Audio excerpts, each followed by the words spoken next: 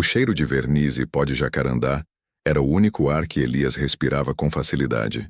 No sótão abafado da casa, que os pais chamavam de depósito e ele chamava de ateliê, Elias, de 27 anos, inclinava-se sobre um violino quase finalizado. A peça, uma réplica de um Stradivarius, era de uma perfeição austera, suas curvas refletindo a luz fraca da única lâmpada. Lá embaixo, o barulho da celebração filtrava-se pelo assoalho de madeira.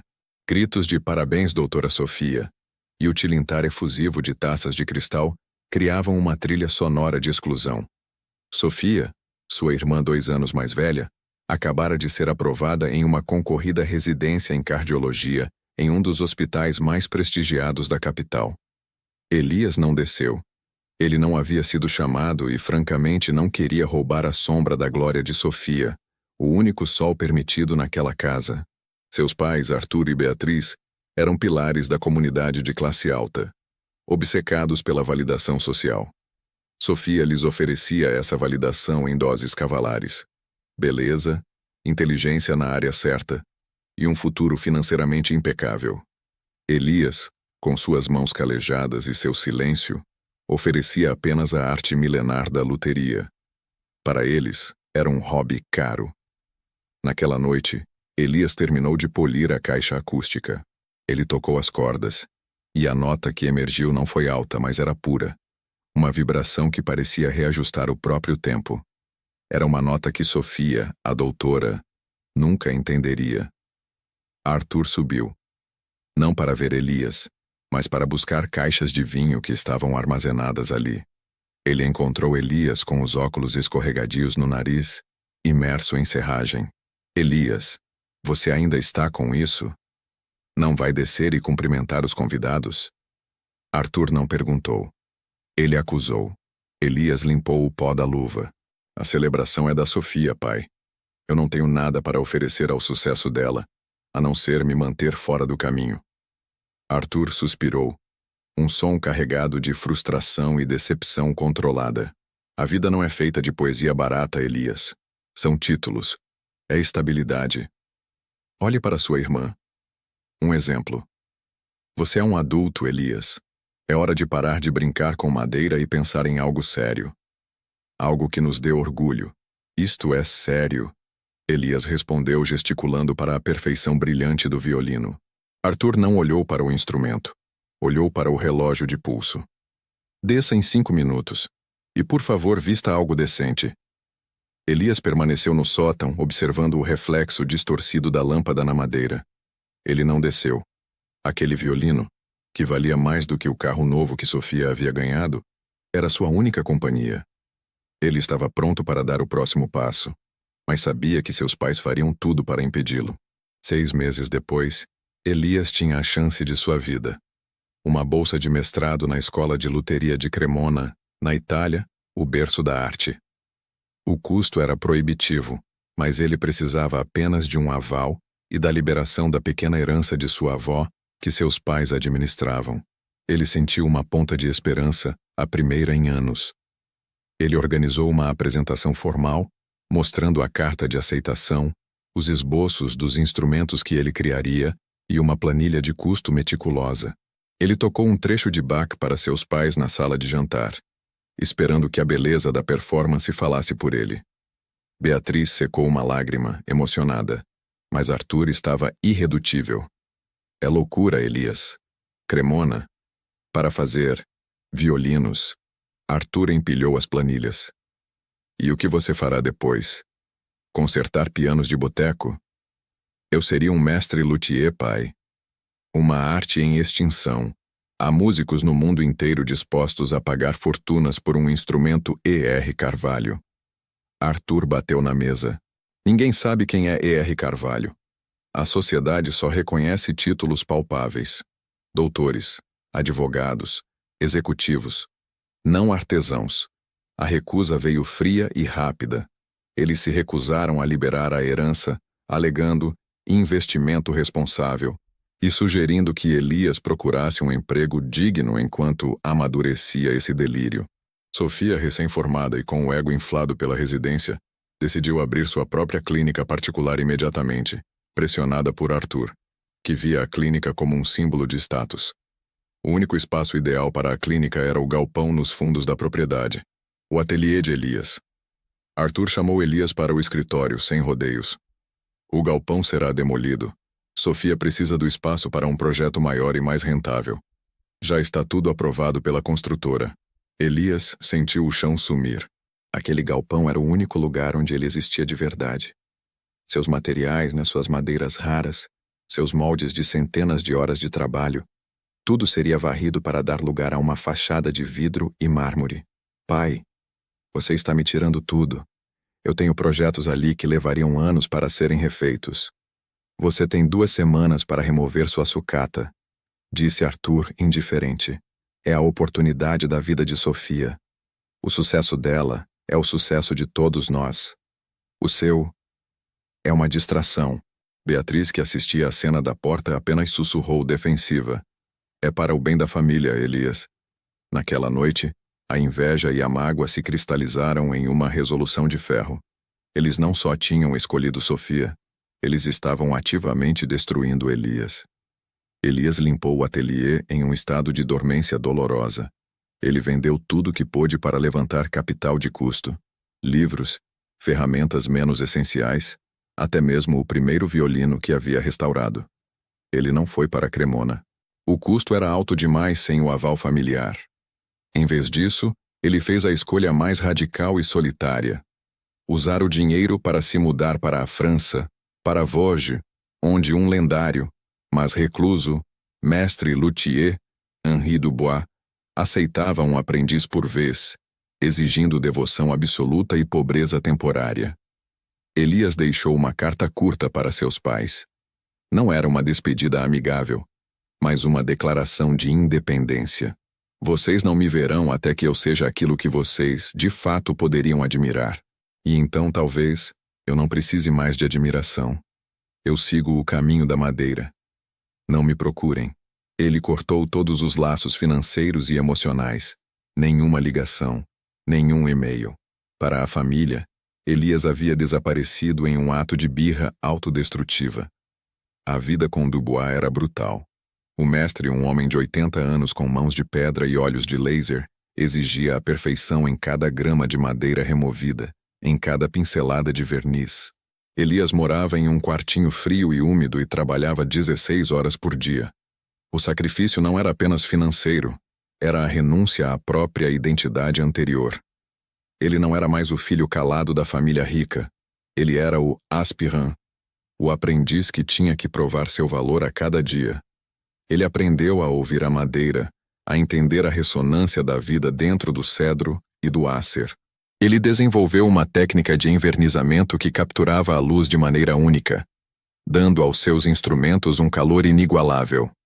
Ele se tornou E.R. Carvalho, um artesão, uma marca, forjada no isolamento e na dor da rejeição. A cada instrumento, ele enterrava a dor daquele galpão demolido. Enquanto isso, no Brasil, a Clínica Sofia prosperava, pelo menos na fachada. Arthur e Beatriz davam entrevistas para jornais locais sobre o sucesso esmagador da doutora Carvalho. Elias era uma nota de rodapé esquecida, um erro juvenil. 10 anos se passaram. Elias havia voltado ao Brasil, mas sob um pseudônimo profissional. Sua marca, E.R. Carvalho, era reconhecida internacionalmente. Músicos de elite faziam fila e pagavam valores estratosféricos pelos seus violinos. Ele trabalhava em um estúdio blindado em um bairro discreto de São Paulo, atendendo clientes somente por agendamento e mantendo um sigilo de celebridade sobre sua vida pessoal. Ele havia superado a sombra familiar. Não precisava do dinheiro deles, e sua arte valia agora mais do que toda a clínica de Sofia. O auge de sua carreira anônima veio com a encomenda do Teatro Municipal do Rio de Janeiro para o Festival Internacional de Música Clássica. O maestro italiano Valerio Rossi, mundialmente famoso, exigiu um violino E.R. Carvalho para o solista da noite de abertura, o jovem prodígio chileno Miguel Herrera. Elias dedicou 1 ano à peça, utilizando madeiras nobres que envelheceram por décadas, e um verniz à base de óleos raros. O violino final era uma obra de arte que parecia conter estrelas no âmago da madeira. Ele o batizou, ironicamente, de A Sombra Resplandecente. Enquanto Elias acendia em silêncio, Sofia enfrentava o lado podre do sucesso rápido. A Clínica Sofia, apesar do luxo, tinha péssima gestão financeira. Arthur, que havia investido pesadamente, tentava desesperadamente encobrir o rombo. Havia suspeitas de má prática e desvio de fundos de seguro, e a reputação de Sofia estava rapidamente desmoronando sob a pressão das redes sociais e investigações internas. Arthur e Beatriz estavam desesperados para salvar a clínica e, principalmente, a imagem social da família. Eles precisavam de um grande investidor, um nome com peso para estabilizar a situação. O teatro municipal estava lotado. Arthur e Beatriz estavam lá, não por amor à música, mas porque Sofia havia conseguido ingressos de última hora. Ela esperava fazer networking no evento, desesperada para encontrar um investidor. O ambiente era de reverência. Valério Rossi subiu ao pódio, e o solista, Miguel Herrera, apareceu segurando o violino. Antes da primeira nota, Rossi pegou o microfone, e o silêncio na plateia era absoluto. Senhores e senhoras, é uma honra abrir este festival. Mas hoje a estrela não sou eu nem Miguel. É este instrumento. Rossi fez um gesto para o violino. A Sombra Resplandecente. Uma obra-prima moderna. Este violino foi criado por um artesão brasileiro de gênio. Um homem que soube capturar a alma da floresta e a transformar em música. Um luthier que, apesar de manter-se no anonimato, tem o reconhecimento de todos os grandes músicos do mundo. Ele fez uma pausa dramática. Queremos agradecer ao mestre Elias Rafael Carvalho, conhecido simplesmente como E.R. Carvalho. Seu trabalho não é só arte, é milagre. Na plateia, Arthur e Beatriz congelaram. O nome ecoou na acústica perfeita. Elias Rafael Carvalho. Beatriz levou as mãos à boca, o rosto pálido. Arthur sentiu um calor súbito e esmagador, uma onda de náusea. Aquele era o nome do filho que eles haviam dispensado como um brincalhão de madeira. A orquestra começou. O solo de Herrera era de tirar o fôlego. O som do violino era profundo, ressonante, capaz de evocar todas as emoções humanas. Era a voz que Elias nunca teve permissão de usar em casa.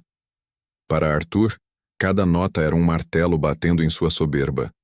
Ele se lembrou daquele dia no escritório, demolindo o galpão para dar espaço à futilidade da filha. Ele se lembrou de ter dito que a arte de Elias era uma distração. Aos 70 anos, Arthur viu, de repente, o fracasso de sua vida. Ele havia perseguido o sucesso com tanta voracidade que havia cegado a si mesmo para o verdadeiro gênio, que morava sob seu próprio teto. A dor não era de inveja, mas de uma profunda e irremediável vergonha moral. Ele havia trocado a autenticidade de um filho pela vaidade superficial de uma filha. Após o concerto na recepção exclusiva, Arthur avistou Elias. O filho não estava mais no sótão. Elias Rafael Carvalho estava vestido com um terno impecável, cercado por músicos, críticos e figuras importantes da política e da arte. Ele falava com Rossi com a confiança de quem sabia o seu valor. Sofia se aproximou de Arthur, frenética. Pai, você viu? O Elias. Ele está aqui. E ele é o E.R. Carvalho. Precisamos falar com ele. Precisamos que ele nos ajude com a clínica. Se ele emprestar o nome, Arthur não a ouviu. Ele cambaleou até Elias, empurrando as pessoas. Elias. Meu filho. Arthur estendeu a mão, que tremia visivelmente. Elias se virou. O olhar não era de raiva, mas de uma distância gélida e polida. Era o olhar de um homem que havia se reconstruído em outro continente. Boa noite, Sr. Carvalho, disse Elias usando o sobrenome com formalidade profissional. Elias, eu não sabia.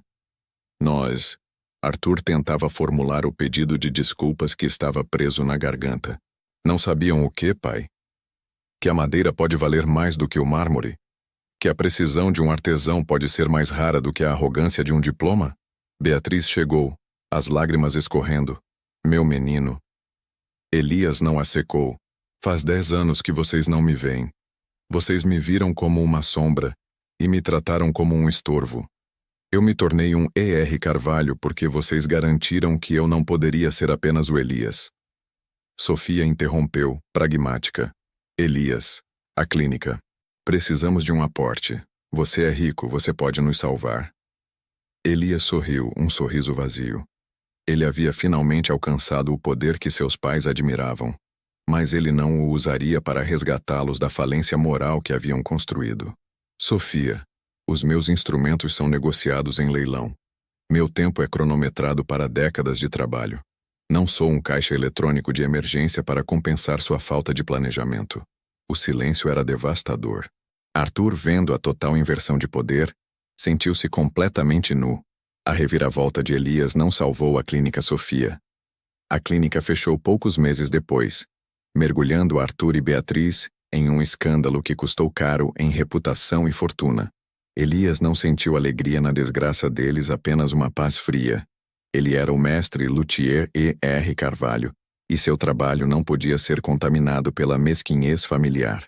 Um ano depois, Arthur, visivelmente envelhecido e humilhado, procurou Elias no ateliê discreto.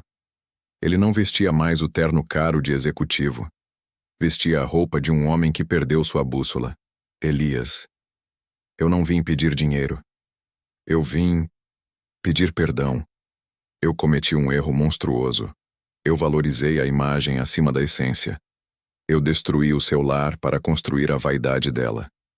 E paguei o preço. Elias, que estava concentrado em aplicar um pigmento, parou o trabalho. Ele olhou para o pai, finalmente vendo um homem e não uma figura de autoridade. O que você espera, pai?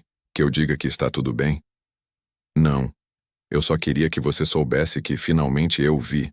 Você é a única coisa verdadeira que criamos. Você não é apenas um luthier.